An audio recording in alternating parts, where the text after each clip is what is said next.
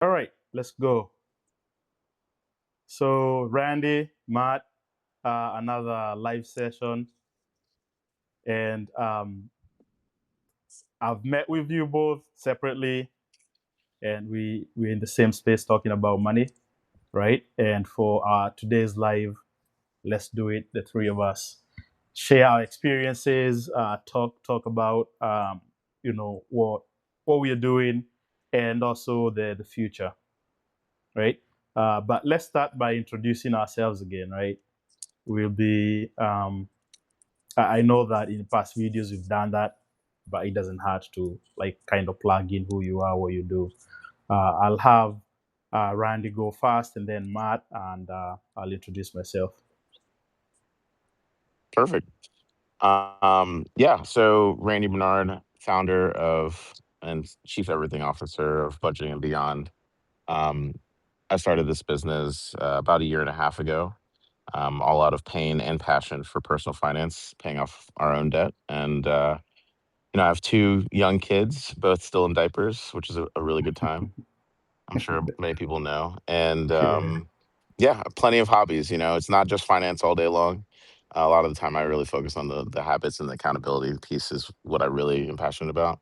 But tennis and cars and fitness and a lot of other things also take brain space too. But really happy to have conversations like this. So nice, good, good. That's That's awesome. awesome. Love that. Well, my name is Matt Abernathy. I too have two young kids. Only one of them is in diapers though, so we have an congrats. almost. Yeah, appreciate it. Almost 1 year old and a 5 year old as well. So we've got a busy house, just like I know you guys do. I have a full time corporate style job in people development. That's my the main thing that I do, but I started financial coaching on the side about 3 years ago now, as a way partially to serve the people in my business that I'm a part of, but started doing it as a side business as well. I have a big focus on system development and automation, really helping people um, try to step into a place where their money can be working in the background for them so they can live a purposeful life. Again, that just like you, Randy, it came out of a place of necessity where my wife and I spent years and years trying to find a way to budget that would actually stick. And we had a hard time ever being able to do that. So, stumbled across a budgeting app a couple years ago, and it's really helped us. And so I've tried to apply that to my business method as well for the people that I coach. So yeah, lots to do with system development and automation on my side. Love sports as well. I'm a an aspiring good golfer, so whatever that means for all of us amateurs out here. Uh, That's a title. Yeah. Playing Nice, recreationally, but yeah, that's a little bit Nice. about me. good, nice. Thanks. All right, I'll go. I'm Francis Nduati. I also talk about finances. I've been doing it for about a year now. I'm mostly helping coach family and friends on how to structure their budgets and think about investments if they are at that level, getting rid of their debt. I'm a father too, and we got 5 kids, so it's a busy house, right? And it's a huge range, starting from 18, who's in college, to 3 year old who's Wow. thankfully he's been out of diapers the past about 3 months. So we're not dealing with that anymore. Yeah. Good to see you guys. You'll get there. Um, Yeah, Subtle flex. you have more kids than us combined. I know. I yes. was thinking the same thing, Matt. I didn't want to say it. Man. I mean, two, three is good. Is a good number, but we love a big family, and Nice. it's a blessing. I'll say that. I've got a day job. I build medical devices, an industry that I love. It has a lot of impact. The things that we build, but finance has been a huge passion to me, and a huge pain to my wife because she lets me handle it. But I'll say that I'm grateful. she's very understanding, and she's very on board on the direction that we are heading. Um, in terms of sport, I've just picked up playing golf. My whole life I've played soccer, not really, and not really professionally, kind of amateur. But as I get older, my body is breaking a lot, so I gotta pick up a sport that just needs me to walk and swing something, right? Actually, yesterday was my first time being on the green, uh, and that was fun. And I think I'll enjoy it the more that I continue to do that. Yes, so that's about me. Been writing on Substack, and I'll talk a little bit on how we've all met. This is the first time Randy and Matt really interacting in a live setup like this. But me and Matt have done a video. It's posted. Me and Randy had a live session, I think 2 weeks ago, and we thought that, hey, we're talking about the same thing. Let's have a session on the three of us, which it's wonderful. And again, thanks guys for taking the time to do this. Oh, thanks for And I'm hosting. hoping that yeah, and I'm hoping that in the future we'll continue doing this. Absolutely. Yes. So let's talk a little bit of what we're going to discuss for this session, right? We can talk about our philosophies of budgeting, and then we both coach, we both help people, either family, friends, or clients. So we'll talk about how you guys get your people that you're working with started, and how somebody who's in the live session or who's going to be watching this video can get started. And then we can touch a little bit about wealth building and investment. Although I really think this topic is something that we can spend quite a bit on. So I want to have another live session and just talk about building wealth and your investment. And lastly, if we have folks on the who's joining the live session and would like to ask some questions, we'll open up the floor at the end of this. Right? Let's do it. Let's do it. So Sounds great. I'll start with you, Matt. Let's talk about your philosophy of budgeting, how you coach people, and then Randy will jump in, and I can jump in last. Yeah, so as I mentioned, a lot of my philosophy has come from personal experience over the years, just finding what works for my family, where um, regular family with kids, full lives, and just finding the time and the dynamics that work for. I know you mentioned like you being the money guy in your house, and I am as well for us. And so trying to find something that worked between my wife and I has just been a process over the years. And that has helped me develop what my philosophy is for coaching people today, which is to find a way to develop a system that basically runs everything automatically for you. Um, so I know there's several different budgeting apps available out there, but we picked Monarch. That's the one that I dove into a couple years ago. It's been super helpful for us, but my philosophy is to get someone to take action as fast as possible. I know that we can do a lot of planning and trying to figure out what the best first step is that we should take in terms of taking control of our finances. Um, and I think a lot of the language can be foreign to people. It can be intimidating. There's a lot of emotions and feelings that come with whatever situation that somebody might be walking through. And so the approach I like to take is let's get you moving as quickly as possible. We're all spending money. Life costs everyone money, and so why not just try to get organized around a simple budget, trying to figure out how we're actually spending right now and what those spending categories are and how can we insert those into a budget that basically automates everything for you. um, we've tried the spreadsheets over the years, and although I enjoy digging into that kind of thing, um, when it's more manually related, that becomes more difficult because there are more responsibilities on my part to stay up to speed with it, and also more opportunities for that rhythm for us to be able to fall out of rhythm as well. And so when I coach somebody, I want to get them get their budget inserted into an app as fast as possible. That way, their bank accounts are connected, all of their transactions are being imported, and all of that work behind the scenes is being taken care of for them. So as they're checking in, all they're really having to do is make sure things were categorized correctly. They're making sure they're within budget for each category, and it's giving them information rather than them having to go and dig for it. So the key word here is automation. It's Yeah. simplification of that. It's really helping them get in rhythm by building something that works for them on their behalf in the background. So really, they're just having to check in on it. They can live life and know confidently that their money is working for them as well. Nice, nice. And I see we got a few people joined us in the live session.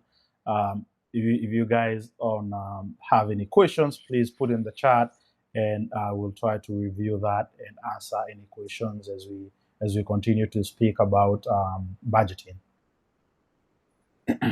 All right, Randy. Yeah, go ahead. Any questions on Matt, his style of budgeting, or you can go ahead and tell us what your philosophy is. Yeah, absolutely. I love how you're like crafting your thoughts around like what is working for your family and then extending it to those that you think you can also help.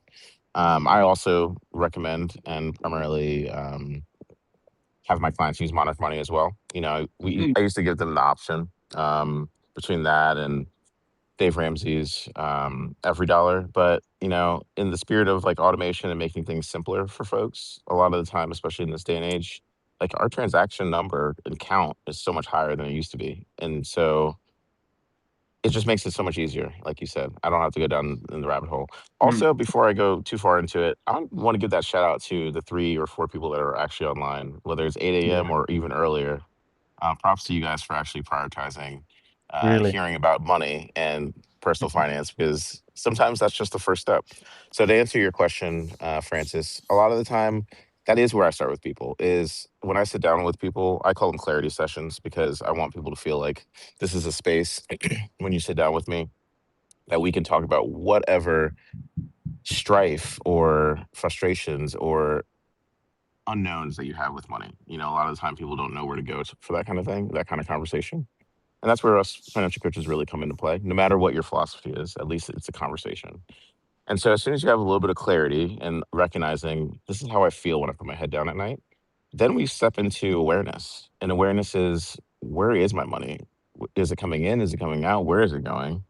Um, I feel like I should be able to spend more, but realistically, when I look at my bank account, I can't.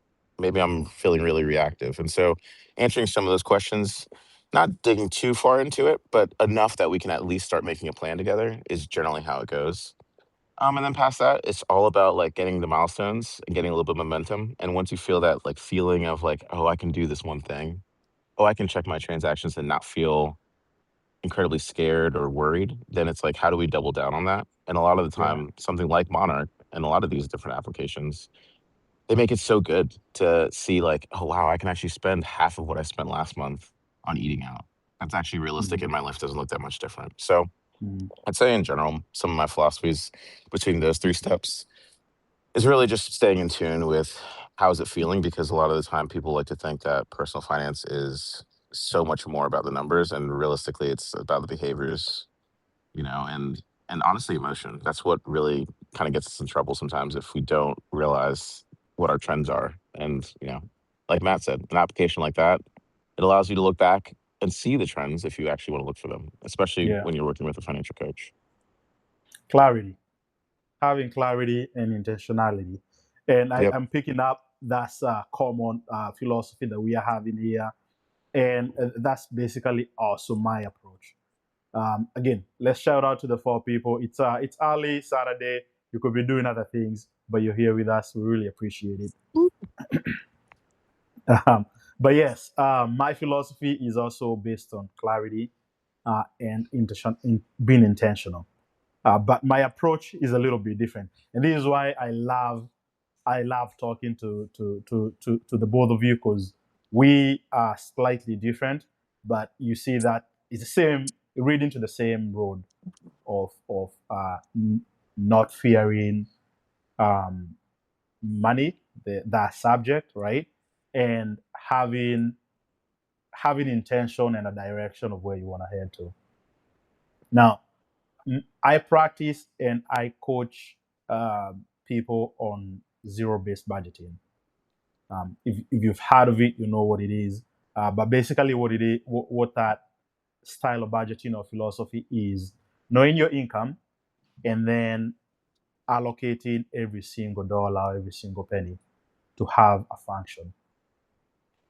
So I categorize and say, hey, the first thing is um, spending on pay yourself, and a lot of it that looks like making sure that you have good healthcare coverage. You're putting away money for your future, and that could be as you know in terms of 401k, Roth IRA, or if you're courageous and you know about investing on stocks, that's another way, right? And then the next thing is making sure that you're paying the needs. And I want to make sure you're not conflicting needs and wants. Needs are things that you've got to have to survive, right? You need a house, you need clothing, you need shelter, you need food. Uh, a lot of times in a economy like US, you need transportation. So those are your needs. Utilities like electric bill, water, you gotta pay for that. The other category, which is normally the last, are wants, and that can fall in fund money, right? So what are some of the things that you want? You might want to spend some money on um, going out to eat. That's a want. Some fun money going out with your significant other, things like that. But that's normally like the last category. And I don't want to forget things like if you're a believer in terms of donation, tithes, charity, things of that nature. So with that clarity, you know everything. You know that you get a paycheck where everything is going, and at the end of it, you have $0 left. Uh, it doesn't mean that you shouldn't have money in your wallet, right? So you can even budget and say, hey, every paycheck or every month, every 2 weeks, I want to have at least $50 as cash in terms of for if you have any emergencies. So that's been what I've practiced for a long time, and it's worked really well. And the goal for this also is to drive you towards being debt free, right? So that way you have a little bit more money to put away for your future. So it's hand in hand, zero based budgeting and being debt free.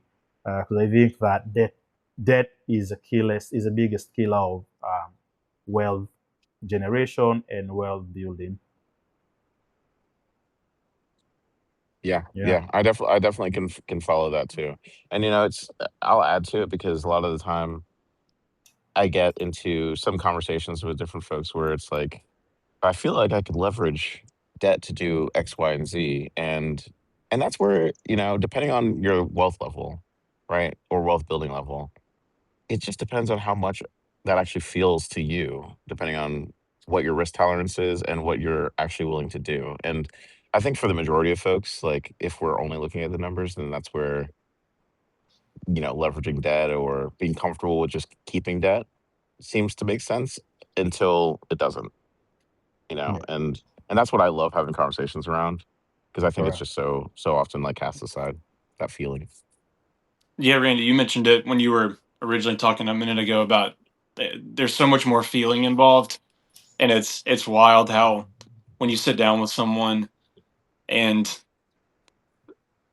you can write everything out on a piece of paper, it can make the most sense in the world to Right.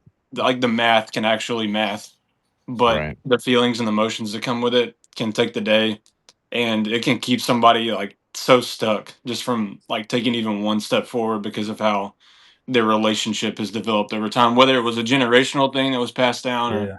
a situation that's come up for themselves. It's just so it's crazy to see how strapped we can feel around this subject, and um it's just a cycle because again we have to go out and keep spending in order to survive, and you named all the like the need categories, like that stuff is there, and Hmm. we have to spend in order to live.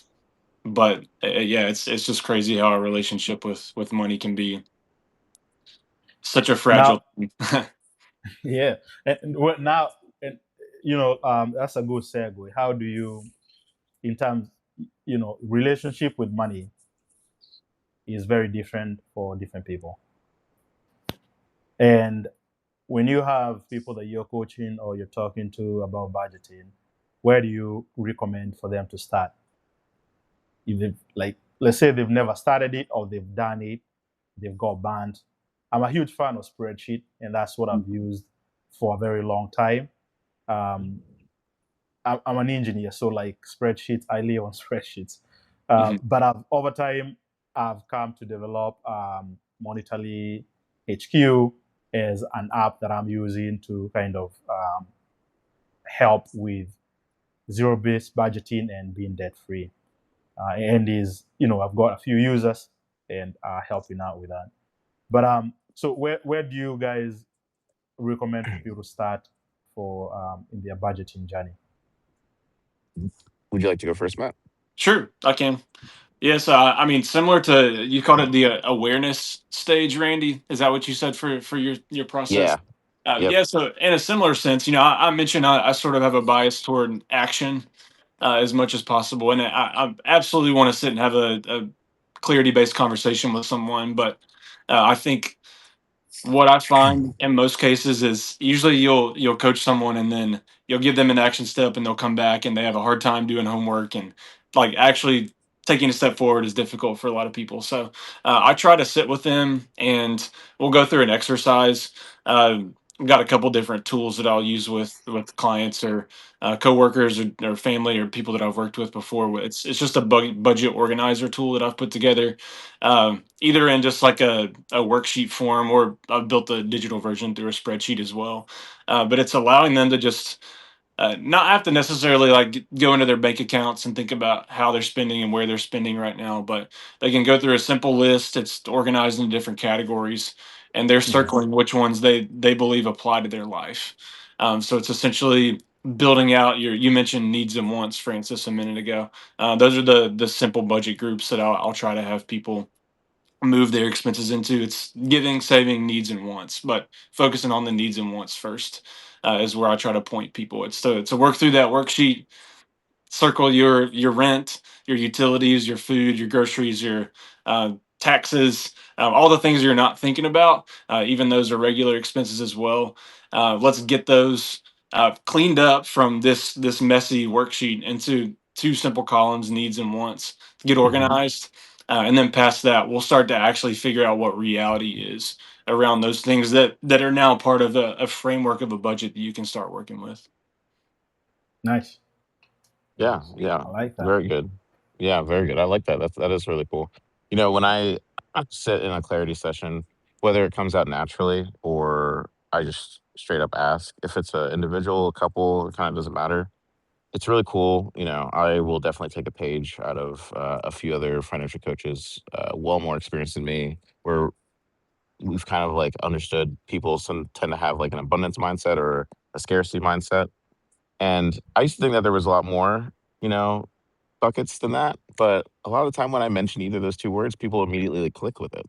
And that helps Mhm. reframe, what was your relationship with money, not just now, but like when you were growing up. And so sometimes we do get into that, and it's a brief conversation. But realistically, it's how do we either rely on our partner if they have a partner that they are also managing their finances with to be the other side that they're not, right? The yin and yang goes a really long way, at least for holding boundaries and challenging us to actually go spend the money if we are more of a saver. And then the same with the nerd and free spirit mindset as well too, where it's like, um, maybe we just want to spend money and we're more generous naturally, or we just want to hold on to money more naturally.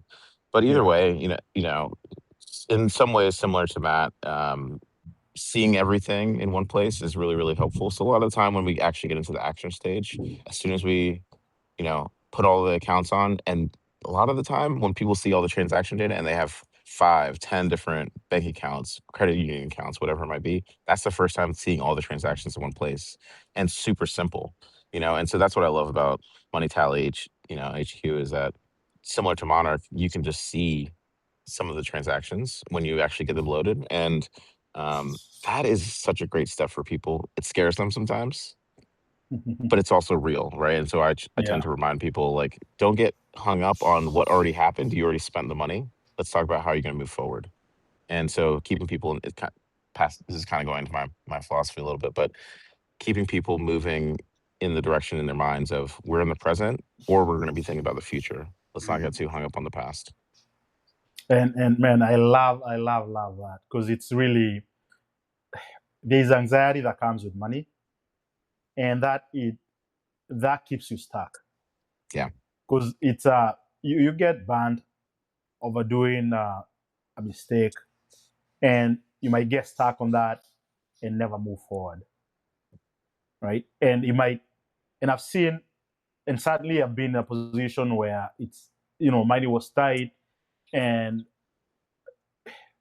we were walking on eggshells, especially like me and and I'll talk using experiences of me and my wife walking on an eggshell, who's spending what, and it becomes such a big thing when you go and spend 10 dollars or something like a latte or whatever, and it becomes a source of fight. So having the mindset that, look, you've already made the mistake, you can't, it's water under the bridge, right? Like Yeah. in Swahili we say, when you spill milk, you can't collect it, it's gone. Mm. So like, let's move forward. What does this teach you? What lessons do you draw from this, and how does that help you move forward? um, and how, and I think we're very very close on how we get people started. I do the same thing. Let's list out what your spending habits are, right? Where all your money is going, and then from there, I encourage folks to list out their their income, their sources of income, right? So that you see what's coming in and what's going out and where it's going to. And then after that, my encouragement is categorizing, right? Put them in different buckets, and these different buckets have priorities. And like I said earlier, what can you live with, or what can you live without? And from there, let's streamline. We can try to cut some fat, so that if you are operating from a negative, bring you closer to a positive. And then let's keep that, let's track that and keep that as a habit, right? The more that you can repeat something over and over, the more it becomes you. And Can I? yeah, go ahead. I'm sorry, Francis. If you were going to finish your statement, I was going to actually ask you just something just clicked with me. Can I actually ask you two a question? You go We have ahead. a Yeah, Yeah. sweet. Just I thinking love that it. we still have an audience, which is great. I think it would be fun to give an example for each of us of how we've seen someone maybe stuck in a situation with a certain part of their budgeting experience. Maybe they're new to it or they've been along in the journey, and just how we've helped navigate them get unstuck. That makes sense. I have Right. an Yes. example. I have a real time example that I'm walking through with Yeah, a client right now. So thanks for let's asking do it. that. Yeah, and the story's not over as well. So the getting unstuck part we're still working through. But I have a current client who um, I alluded to this a minute ago, but on paper everything's going to work out just fine. But she has accrued 5 or 6 or 7 or 8 different sources of debt. They're all like the actual balances of those are fairly small individually, but they add up to what's significant for her. But that has really impacted her identity, not even just with money, but how she feels about herself. And so I guess going against my philosophy a little bit of like wanting to sit with her and take action on things, like we really sat down and tried to get organized and went through this organizer process that I just talked about a second ago. But we had to basically stop, and I had to talk her through as best I could in the situation of we need to turn these stones over. These debts that you haven't looked at, that you're literally scared to open these accounts and see Mhm. what the balances are, because the way she feels about herself has like been shaped so much around these debts that she's built up over the years, to a point that she doesn't even want to turn them over. So you talked about importing accounts into an app like Monarch. It's such a revealing process, and it's transformational for someone in terms of being able to finally take control of their finances. But it can be scary. It's a hard step to take. It's very vulnerable, and I'm working through that with her right now, and we're really trying to help her even like log into these accounts with the mentality not I am in debt, I am paying off these debts. Like that's the transition. It is I am not defined by the past, as you guys have talked Yeah. about, but my Yeah. present situation is this. Everything is going to be fine, and I've got to be bold enough to take steps forward and courageous enough to do that. So the story's not over with her. There are multiple debts we're working through, and there's a real identity shift that needs to happen in her life. But it's possible. So yeah, hoping for the best for her, and maybe I'll have an update for that next time we talk. And people don't realize how much finances shape you, Mhm. right? Because you really like, if you can't be confident about taking care of yourself financially, you doubt your abilities in a lot of other things, right? Because it's such a you need money, and it's such a big factor of your life. You can't really get away from it. As much as you try to be like off grid and stuff like that, you still need. That's one tool that we transact globally. And if you're not confident around it, it impacts you a lot. So Yeah. yeah. Yeah. Any examples that you want to share, Randy? Sure. Wasn't sure if you wanted to go, but I definitely have one. It actually feel like we just made a huge breakthrough with one of my clients that I have. It's kind of weird because most of my clients are in their 25 to maybe 45 ish range, Yeah. and so this client I got from another financial advisor. She's right on the cusp of retirement, and so she's getting a lot of distributions from her stocks and whatnot, or for her investments and whatnot. And financially she's fine, right? But for her, she came to me because of the feeling of not feeling like she's in control Mhm. and not sure really what to be doing with her money as it's coming in. So like long term planning and all that, she's got under control, but it's actually the here and now.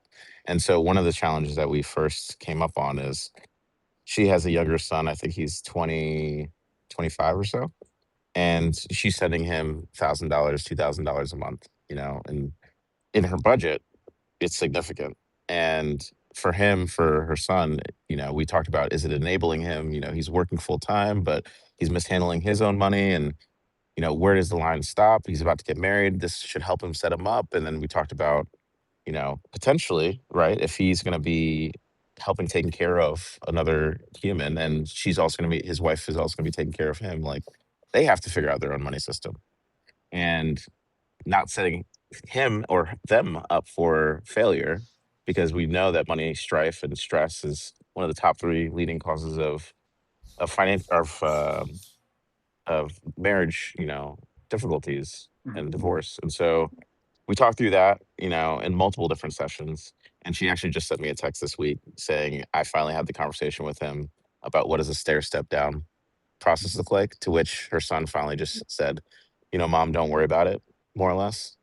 Mm. Let's just cut it off now and we'll just move forward. And they apparently had the most beautiful conversation. She left feeling so appreciative that it was her son that said, "You know what? Don't worry about it. I don't want to take the money anymore." Yeah. And so, as a mom, I don't think any of the three of us will ever understand. But in conversations with my wife, it's really cool to see how much moms really give up and sacrifice. She was not willing. She really, really did not want to stop giving him the money, but it wasn't until he stepped up and said, "Don't worry about it." I thought it was really beautiful. So, yeah, Yeah. people get stuck all the time, and you never know what it's going to look like. So, great, great It's And example. incredible. and Thanks for sharing that. yes, and I want to say you that point of, as a mom, we're dads, so we have different relationship with our kids. It's just the Yeah, truth. Moms have different relationship with their kids, with children. and just naturally, I think there's a huge connection there. And the way I look at it is like I've got to earn the love of my children, when they're born. But with their mom, they've been in her womb for 9 months, uh, and they've been a lot closer, so that's just natural. But again, you can, and not just being a mom, you can have relationships that you think that you're helping out, and you're probably causing more harm, right? Because you want to teach, and I'll use examples of kids. You want to teach them to be financially responsible, and some of those lessons will be painful, and it's hard to see your kids going through pain without knowing that you can help them. But it's good that you've helped her to a point where she's confident to have that conversation, because it all starts with that conversation. And you'll also find that you start that conversation, and the other person at the person at the other end of the table says, "Oh yeah, I've been waiting. I didn't know how to start this conversation as well." So it's good that, and that's the relationship of money that impacts us and impacts other people around us. Yeah, I think it's crazy how we try to separate money from relationship in real life in order to just avoid the subject sometimes. But Yeah, it's so integrated, and the better thing to do is to bring it into the open and just normalize being able to talk about it. And it's just so yeah, much better that way. It becomes a resource that we can use for good rather than something that gets buried and uh, yeah, ends up yeah. going the opposite direction. For my example is, I've got somebody actually a client reach out to me, and they want to work with me to figure out how to get out of debt. And we went through the first initial steps of listing out what their expenses are and what their income is, and it's very obvious that it's an income issue, right? Their life, and I don't want to say it's bloated, because I've got to get more details on what their lifestyle is, um, and their income doesn't match. It's a huge, it's a the ratio is very huge between that, um, and I'm using that to learn how dig to dig more, right? There's a lot more underlying as into how your spending habits are than meets the eye, and you it's easy to be judgmental and say, "Hey, just cut off this, do that. Why are you spending your money this way?" Without really understanding, without really digging for more information, it doesn't help. And you want, and I think that it's more of like, if you have confidence in your budget or in your expenditure, in how you're managing money, that confidence bleeds into even going out there, finding a better job, or approaching your boss for a raise, right? So it's really, so that's where we are right now, very very initial stages, digging in to get more information so that I can see how to properly help them. But I think it's a huge step for somebody to reach out and say, "Look, I've got a ton of debt. I have no clue what to do. I've seen you talk about it, write about it. Can you help me?" Um, so that's one big step. Yeah, That's all it is. One step in front of the other, right? Baby steps. It's good. That's exactly. amazing. Now we are 44 minutes into this conversation. Let's touch quickly about wealth and wealth building and investment, and then we'll wind down maybe in the next 10 to 15 minutes. And we can really, we can start sharing by how we approach. I like investment. In fact, I'm in a class this weekend by Phil Town. I don't know if you guys know Phil Town. Hmm.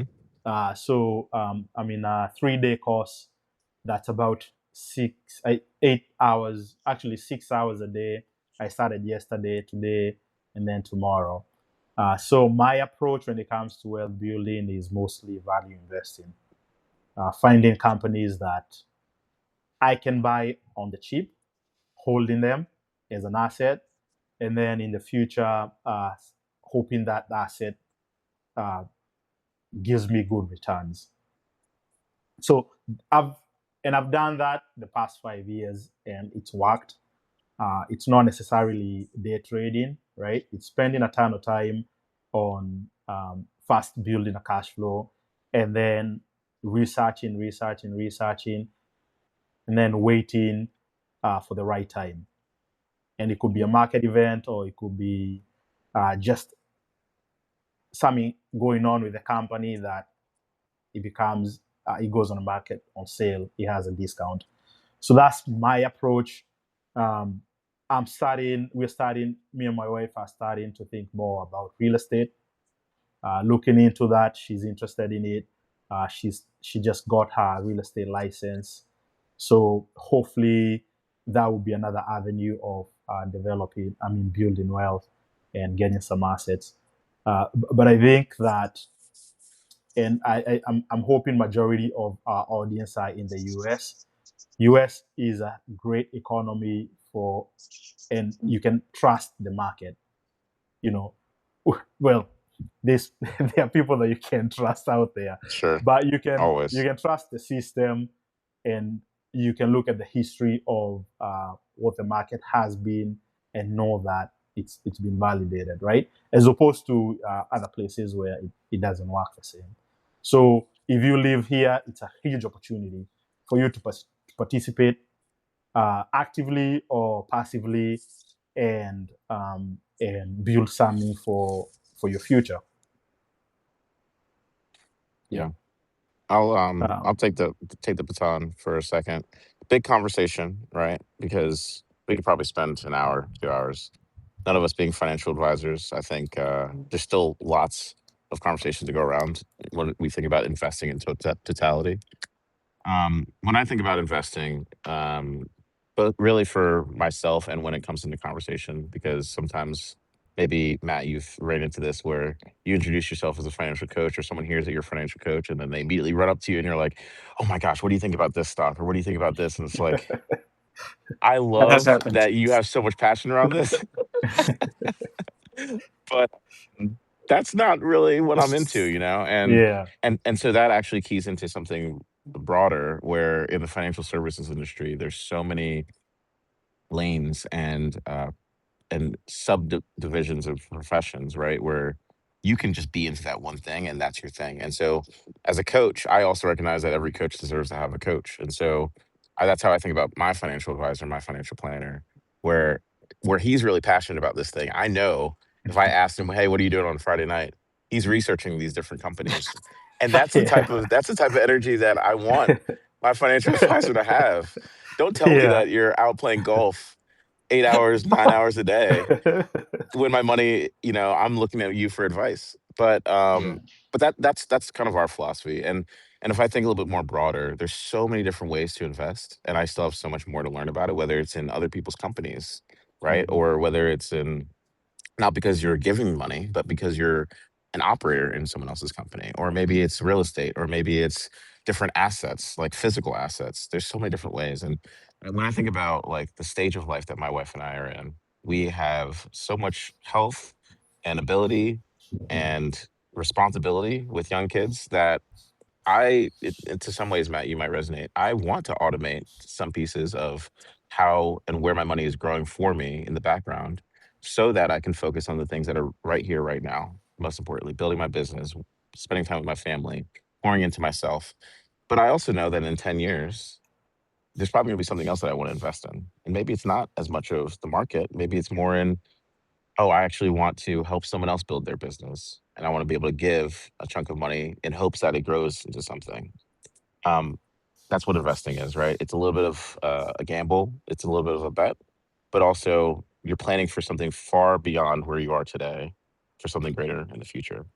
Um, I'm going to stop there because I could probably keep going. But Matt, I'd love to hear your thoughts. Yeah, that's incredibly well said. I think this is a very complex topic for us to dig into Yeah. as coaches, and Yeah. I think ultimately I work with a lot of young people as well, and ultimately, my goal for them is that they can understand this enough that they will take a step to actually start Hmm. doing it. And something, Francis, I know you talked about different methods for investing, but um, it's wild to me in the company that I work for how many kids will come be a part of it and have no idea what a employer sponsored 401k is. Yeah, yeah, Um, so Hmm. something as simple, you could accidentally run into a pretty healthy retirement if you were to just like get your employer match for a few decades, and do it in a True. target retirement fund.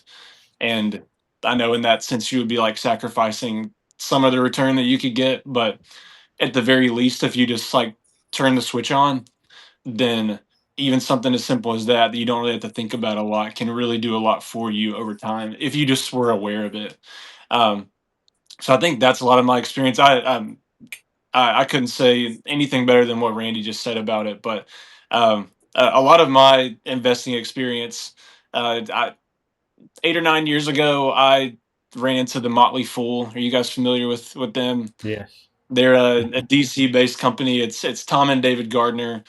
Hmm. They were some guys that back in the early Amazon days, like they picked up companies like that, and they've built a whole business around.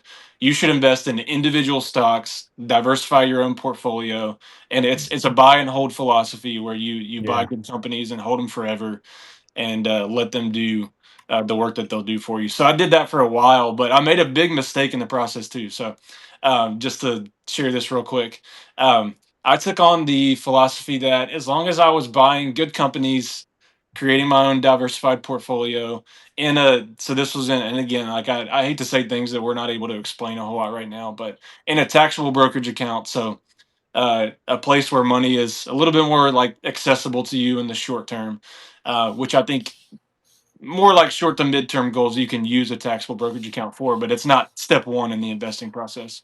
Anyway, I tried to use my taxable brokerage as my emergency fund. Didn't have as much hmm, of that money stored away in cash because I was like, oh, my job is fine and life is fine, and I'm just gonna do this because I'm like into it now. And I did, and life happened, and I ended up needing that money in a down market year. So I had to yeah, learn my lesson the hard way and sell at a loss. And since then, I haven't like completely strayed away from individual stocks, but I do think if you as just an everyday like normal person that isn't going to dig into this a whole lot, take Randy's advice, get an advisor, somebody that is equipped and trained and licensed to do this kind of thing. Get them working for you and help them be able to put a plan together as early on in life as possible, because when you do, it can really pay off in the long term. But at the very least as well, like learn a little bit about what it looks like to invest in simple funds, ETFs. Like a lot of this is it, it it can turn into a pretty like do it yourself sort of um, approach that you can take, because it is more simple than it looks to actually invest these days. But at the very least, like learn enough to be able to go and whatever company you work for to look at the retirement options there. Like I know there's a lot of yeah. like not just 401k programs, but Roth 401k programs through businesses Hmm. now. That's a really great option. But the caveat to that is if there are good investment options through your company that you can dig into with an advisor as well. And that Exactly. would be a great way just to get started, to get a simple employer match, do that early on in life, and it can really pay off for you in the long term. And this it's a topic that we can sit here and talk about because I'm passionate about it. And my coaching style and budgeting style is geared towards free up as much money as you can and put it away for your future. Put it away for a rainy day. Don't stay in debt. So and that's that kind of marries really good of zero based budgeting, debt free, and investment, wealth building. But we can sit here and talk about it for long. But one important aspect that I encourage everybody to invest in yourself. I've seen it change my life, right? I've seen it change a lot of other people. Investing in yourself is a fast place, and that could be in so many ways. The priority is being healthy, right?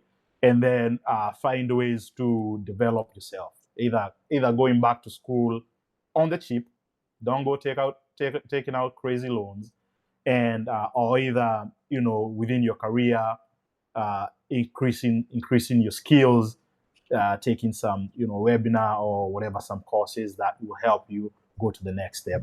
So those are easy fast steps where you can be invest in yourself to improve your income or to get more income, build a business or whatever. But we should schedule another time where we can talk a little bit about these wealth building investment, or any if you don't know about it, we can share what we know. Um, so lastly, let's take some questions. I see we've got Maurice joining us at the tail end. Thank you for joining. We really appreciate everybody who's joined this conversation. And if you have any questions, please share in the comment, and we can try to address it in the next 5 minutes.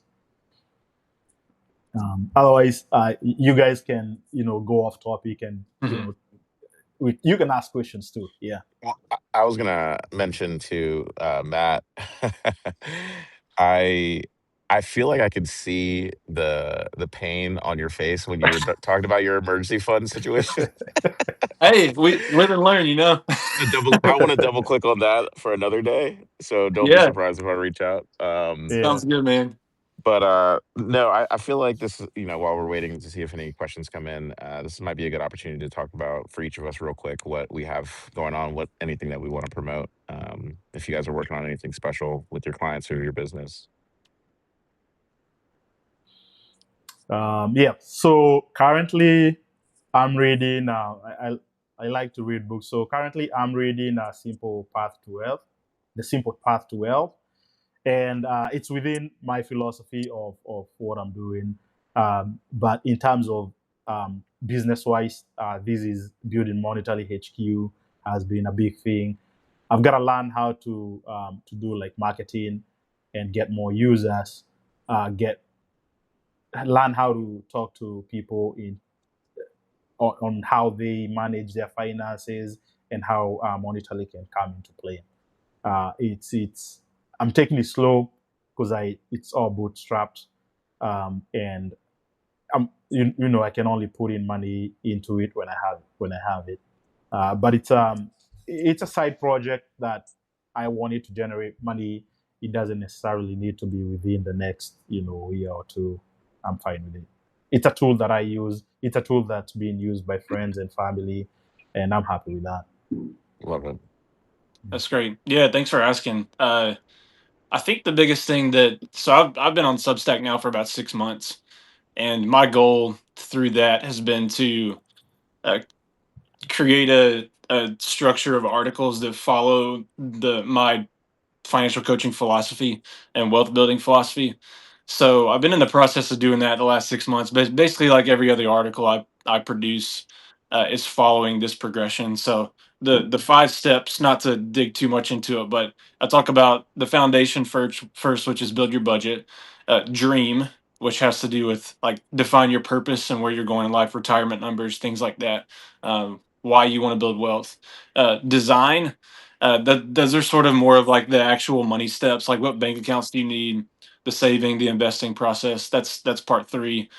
Four is the autopilot, which is to automate everything or as much as you can. And then the last one is the lifestyle, which is about creating good habits that keep you in touch with what your money is doing now automatically for you in the background. So those are my 5 steps.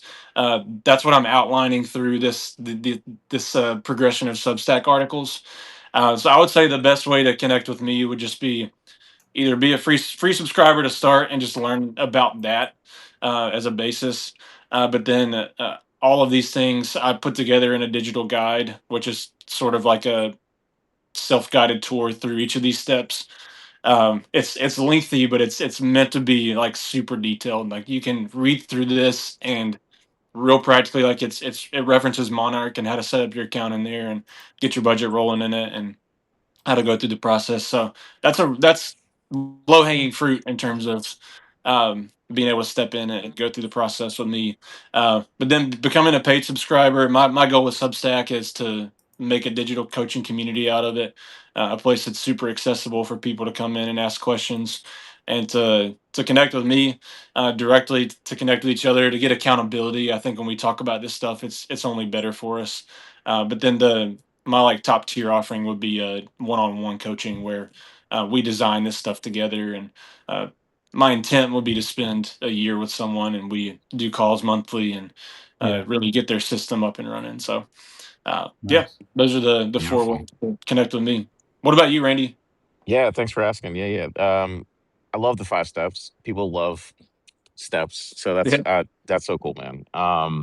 Yeah, I realize that even if I were fully booked out, that it's still limited on the number of people I could help. So I've been working the last couple months on building out a course on school.com. It's been so much Mhm. fun. We have a couple beta users that are giving me feedback as we're building. And similar to you, Matt, I recognize that people don't need to just rely on me as a coach, maybe as a guide, but Mhm. realistically, a community of folks that are also going through something similar, not realizing that I have a question that 5 other people are also asking, but no one really wanted to bring it forward. So both the course, which will probably lead into multiple courses, all being hybrid, self-led, and still gets you in touch with the coach in periodic sessions. And then, there's a community behind that where people can give feedback, share wins and stuff like that. So I'm really excited. Mhm. I'll probably be posting and writing a little more blog articles, especially I always share the stories on here on Substack of what my clients are experiencing. So it won't be any different from that. But yeah, it's an exciting time. Sounds like for Yeah. all of us, it's an exciting Yeah. time. That's good. That's good. And I love Substack. It has all these integrated tools to it, and I even see like I haven't I've seen that they've got like a podcast studio kind of thing. So and the environment is just very there isn't a lot of negativity to it, right? So uh, I want to leverage before it takes that direction. But I'm really praying and hoping that it stays the way it Sure. is and just improve for the better. So it's good that we are working on stuff. I love this conversation, and I'm hoping that we can continue doing this. The three of us jumping on a Saturday in the morning and just or any other day, and see where we are, where we're headed, what we're working towards, and how we are helping people out. I don't know if you guys have anything else to add. It's been great. Thanks for having us on, Francis. This has been It's nice. been great. Hey, everybody, subscribe to Matt, the Wayfinder Money Club on Substack, and also subscribe to Randy's Budgeting and Beyond on Substack. We all bring something to the table that's going to help you manage your money, and whatever works for you between the three of us, something's gonna work. So pick that. Anyway, all right, great talking to you guys. Thanks for Likewise. everybody that was listening on live. This video is gonna be released as a form of post, and also I've connected this to my YouTube channel, so it directly goes to that, and I'll share the assets with you guys so that you can also share with your communities. Sounds All great. Thank right. you. All right. Take care. Have a great weekend. You Yeah, too. likewise. All right. Bye now.